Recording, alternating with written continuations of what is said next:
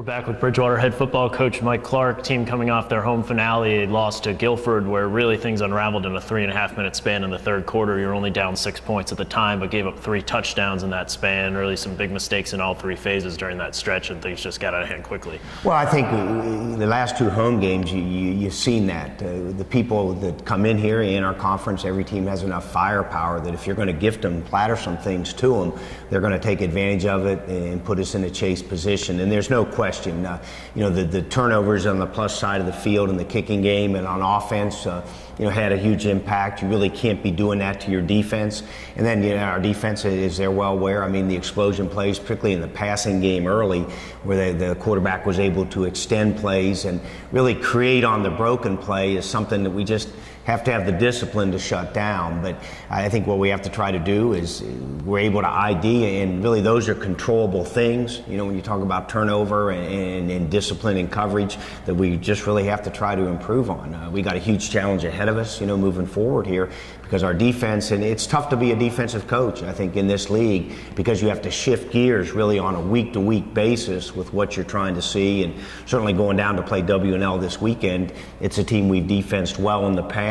I think our kids have a reason to be confident. I think Coach Everett and the staff, probably as good as anybody in this league, have an understanding of what W&L tries to do offensively to hurt you, and we just have to go down and regroup and go down and ruin somebody else's parade, which we were able to do a year ago at this time. Right, you mentioned Washington and Lee last year. You beat them 30-20 here. It really did a good job defending against that option offense they run. 2 years ago, they won the conference with a lot of juniors. So now, 2 years later, it's a lot of new players, but still they find themselves tied for first right now in the ODAC with a chance to do something over the last 2 weeks. Obviously, you guys standing in the way now. Well, I think they control their destiny, and I think one of the big improvements on W&L is what they're doing defensively. I mean, they're keeping things in front of them. They're not giving up big plays, and they've taken 2 offenses over the last 2 weeks in Hampton-Sydney and Randolph-Macon that are both pretty powerful and held them to 6 and 14 points and wins. So, we're going to be challenged on both sides of the ball. I think it's a game where you're not going to win if you don't score points. We are well aware of that,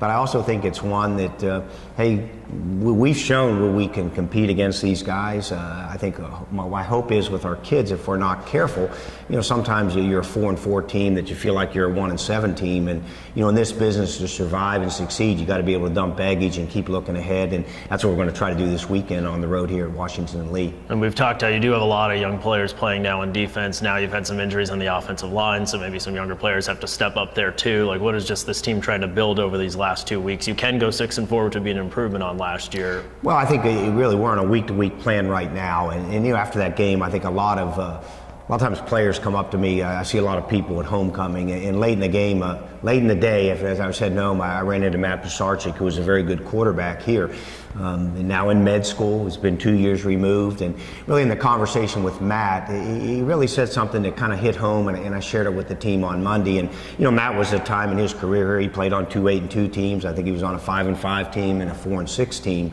And Matt said, Coach, when I look back on one of the mistakes I made, I think, or we made as a team, is that we kind of always took the approach that if you're not in the postseason and you're not the conference champion, you're a failure. And he said that was wrong. He said, looking back on it, really I should have put more energy and put more time focusing on the week-to-week challenges that come with playing college football. And I think that's the approach our kids have to take. I mean, there's no question. I still have a chance to look at this group and say, you're an improved football team. Now, it's going to come with 2 big challenges ahead of us right now, and that's our goal. And I think we really have to compartmentalize and refocus very quickly right here.